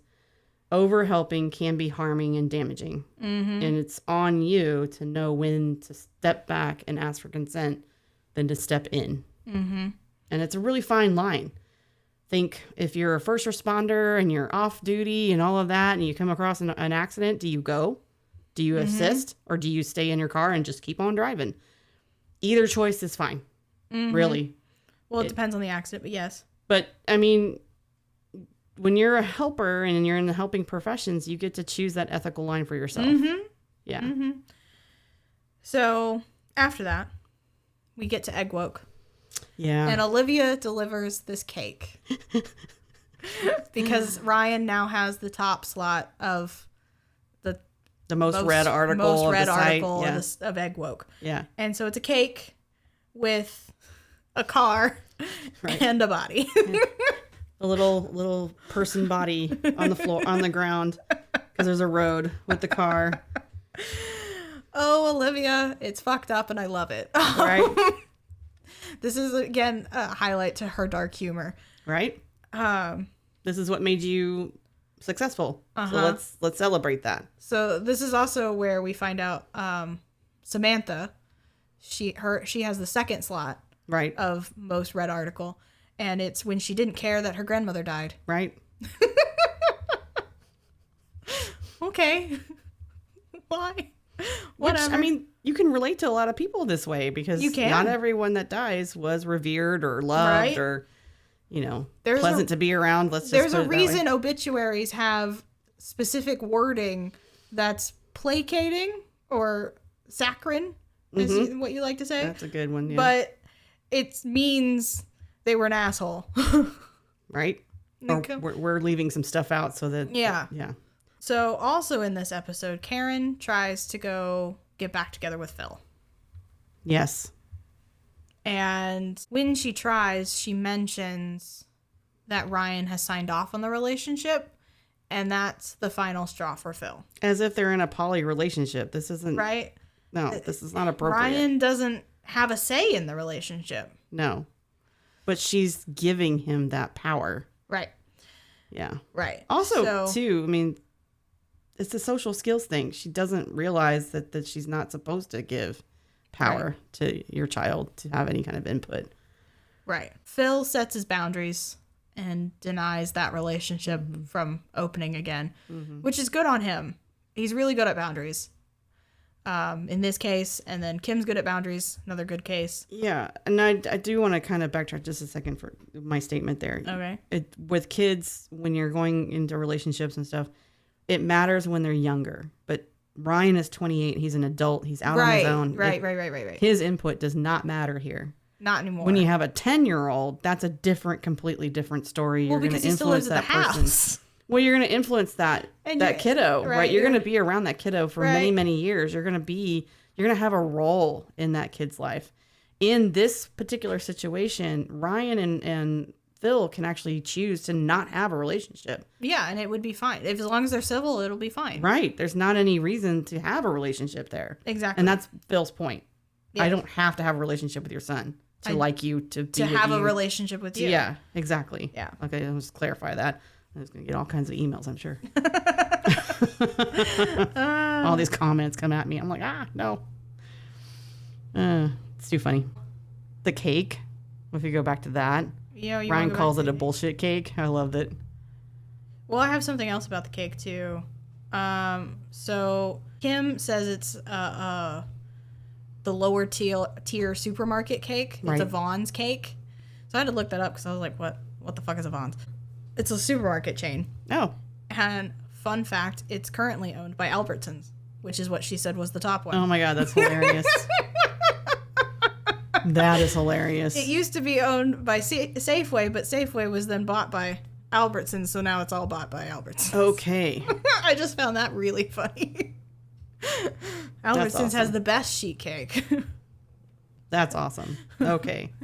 Okay. Ryan decides to be honest. Right? Finally. He finally decides to tell the office. Right. He writes up in a article. Follow-up article. There you go. My brain was coming up with sequel, and that's close, but not right. Follow-up. A follow-up article. And he decides to come clean in the article, but before he does that, he wants to come clean to the office. And he does that too. And then Kim's upset. Of course. Because he lied to her. Yep. It wasn't the car accident. It was he has CP. It's just who he is. And Ryan tries to talk to her, and he says, I'm new to this whole friendship thing. It sounds pathetic, but you're pretty much my first real friend I've ever had. So I just didn't want to screw it up by telling you the truth. And Kim says it wouldn't have messed it up. So Ryan was trying to preserve what he had perceived to be the initial start of the relationship. He wanted to preserve that without, and this is not how relationships go. Also, he doesn't have the skills. This is what I was talking about in the very first episode. We kind of see he doesn't have social skills here. No. He's probably been around all of the medical personnel, maybe even some other, kids or other patients, right? And then he doesn't have long-term relationships with these people. There's some isolation that's happened with him over time, and it shows in these social skills, right?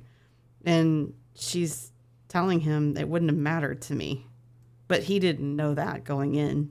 No, and there could be a part of him where, depending in school or whatever, where he did say, I have CP. True. And it backfired on him. Right, lost relationships because of it. Yeah, it's very possible. Very, very possible. So then he hides it. Yep. And now he's here. Kim's very sweet. She accepts his apology. Right. And then she tells him, don't you ever lie to me again. Exactly. And then tries to get him to pinky swear. And he can't do it because his pinky won't work. And she's like, okay, well, let's hug it out. How do you get through being 12? Right. He goes, I didn't. I'm emotionally stunted or something along those lines. Yeah. So Kim takes Ryan out to celebrate. Yes. And invites Carrie. And Carrie apologizes or tries to apologize, or we don't have to talk about it. That's basically where that ends about the whole shoe thing. Right. And then Kim decides to take a lap. Because she needs more attention. Besides the two guys that are standing next to her. The two gay men. Gay men. I think she wants some more hetero attention. She's rubbing the guy's head. This is the guy that she goes to talk to. She's dancing with and rubbing this guy's head. Anyway. Kim is wild. Anyway, Carrie and Ryan talk. And Ryan finally admits that he likes Carrie. And he's like, I don't know what that means with your boyfriend or whatever. And then Carrie just kisses him. Mostly to get him to stop talking. I mean, it works. It works. Yeah. So. But then he realizes he got to go. Then he has to leave. This is something we haven't talked about. So Karen is celebrating her 50th birthday. She is. And she's asked Ryan to bring a cake. Specific kind of cake. Yes. From Sweet Baby Jane cake. Which is a likely triple berry. A private bakery. Yeah. Nearby. All he has to do is pick it up, take it to her house. Yep. That's it. He completely forgets. Yep. He's caught up in his own journey. Yep. He completely forgets. And so when he gets to his mom's house, his mom's alone. Yep. Because Phil didn't accept her back, and she's got no one else. So Ryan finally shows up with the wrong cake, and that pushes everything over the edge. With the wrong age on it. Does it say the wrong age on it? It has, yeah. I didn't catch that. I know he said the wrong age. He does say the wrong age too, but I believe the cake itself has the number on it. I'm not sure, for sure. I don't think it did. I thought it was a general sheet cake. I might be wrong. I could be wrong. But You guys find out and let us know. Are we wrong? that's hilarious. What a detail to get. I'm gonna die on the hill. No, I'm not gonna die on this hill. Don't care.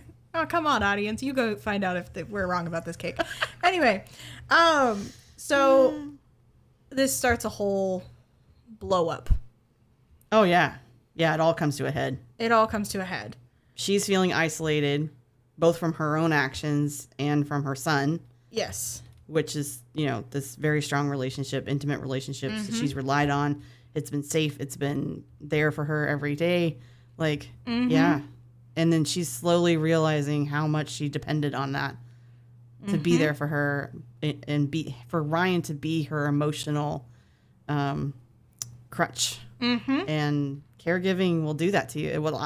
Caregiving isolates you in a way that you have to be mindful of that to keep up with your own relationships, keep up with your own learning, keep up with your own interests, all of these things to make sure that you're a whole human. Yes. Not just this, this worker bee that is in this caregiving role. She is feeling the isolation. And it's obvious for her party because it's not even a party. Right. I'm surprised she didn't even have any of her nursing friends there or coworkers. Right? Yeah. That's very interesting. Yeah. But it can happen. It can. Ryan's the opposite. He's feeling the freedom. He is. He's starting to feel the freedom. Yeah. And she was feeling it. She was feeling the freedom. She was feeling they get flipped because I was just thinking about how if you harken back to his party, right? His house chilling party. He was feeling the isolation at that point. But she was not. So they kind of flipped. It flipped. Yeah. Yeah, this needed to happen. It was explosive, but it needed to happen. And it ends with Ryan leaving and just walking. Karen blew up her relationship with Phil for Ryan, and that didn't even work out. That was not a... No, she banked on it having some kind of... impact on either side. And it didn't. No. And it didn't. Yeah. And I think I wonder too if she thought that Ryan thought of the relationship the same way that she thinks of the relationship. Well, and I think part of it is Ryan doesn't see his mom as anything more than his mom. Yeah. He doesn't see her as a person. Right. And that's why it was hard for him to see her with Phil. Right. At the beginning. And he doesn't see her as a person. And so when she lied to him and then he's lied to her, there's a lot of another preservation thing too, stuff going on here. She asked for one thing, right? The cake. She asked for one thing. And who knows how many times she's asked for something. My guess is not any. Right? And also relying on her son to do something. Errand. Yeah. To do something for her. She said something along the lines of, how much does it take for you to just show up for me? Right. But has she ever asked him to do that before? So again, this comes to skills, right? Right. He doesn't have the skills because you didn't teach him. You didn't teach him how to show up for you. Yeah. Yeah, you did everything for him. So this is the culmination of that, right? You created that isolation. Yeah. And now he's feeling the freedom from it. He's feeling the freedom, and you're feeling the isolation. Yeah. Yeah. Yeah. It's tough stuff. But there's a couple of things that Ryan said were very poignant. He said it takes two to be codependent. So he's starting to realize the nature of the relationship they have and how harmful it is to each of them. Which is why he walked out when the cycle started again. Right. You can see it starting with Karen. She said that I didn't mean that. Right. After she blamed him. Yep. And then he says, yeah, you did. So he actually tells her, this is a nail in the coffin. Ryan says, then go away and leave me alone. Yep. And that's when he walks out. So painful. Yep. Because it's not supposed to break like that, right? Your children aren't supposed to just run away from you like this. No. Right? not from my perspective anyway. It's hard as a parent when you see where you screwed up and you have to repair that, right? And you have to apologize for being human, for being unskilled at something, right? I mean, that's the thing. Parents are going to fuck up. All of you are. They are. And there's nothing you can't say you're a perfect parent, because that's not a thing. That's not a thing. It does not exist.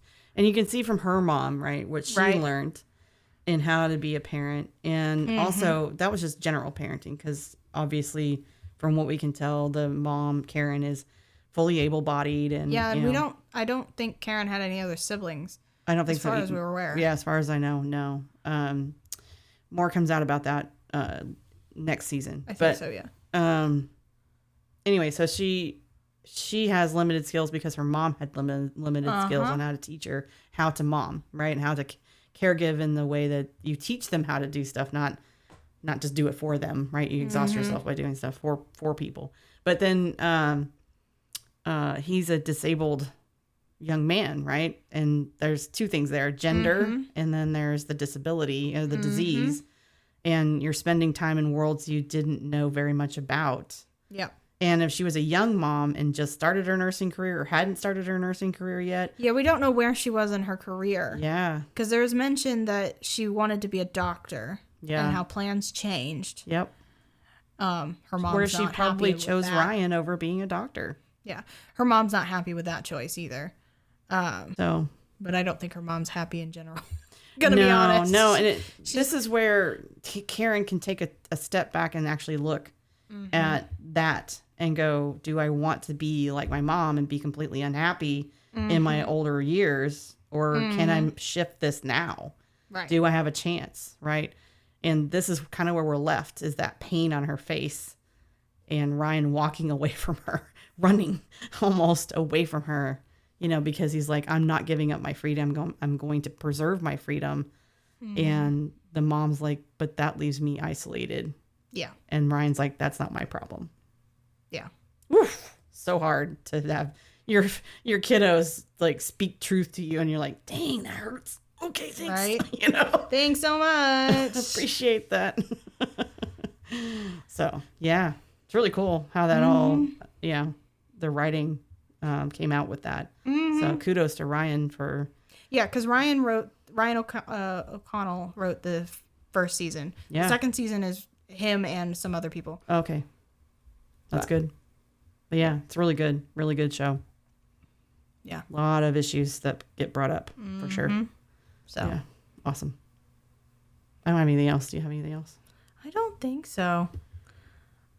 This was just a really good show. I really like Olivia. and I do Kim. too. I really like Olivia and Kim. They're my faves. Yeah, it's a good show to have a combined cast. What we're missing is some other LGBT representation. Yes, and stuff like that. It does get better in season 2, where the Ryan representation expands and stuff like that. Yeah, but we're following Ryan's story. Yeah. And the reason that it's not as expansive in season 1 is because Ryan doesn't have the connections. He doesn't have the skill set for that social. And Ryan social doesn't aspects. Trust him. He doesn't trust himself. Right, exactly. So, and there's still that internal ableism piece. And if you're still dealing with internal ableism, it's going to be hard to make friends on any level with anybody, because you're marginalizing yourself. Right. So yeah, he has to get past that part and really process that and start making shifts in that perspective before he can move on. And we see that happening in season 2. So go out there and watch that too. I mean, it's not hard. It's really short. All of them are really short. It is. Good story though. It is a good story. All right. I think we're good. Yeah. All right. Another one in the bank. Follow us on Blue Sky. Oh yes, follow us on Blue Sky. Follow us, rate us, whatever on all of the podcasting stuff too. Please. That'd be great. Thanks for joining us. Love yourself. Have compassion, guys. Take See you care next of time. yourself. Yep.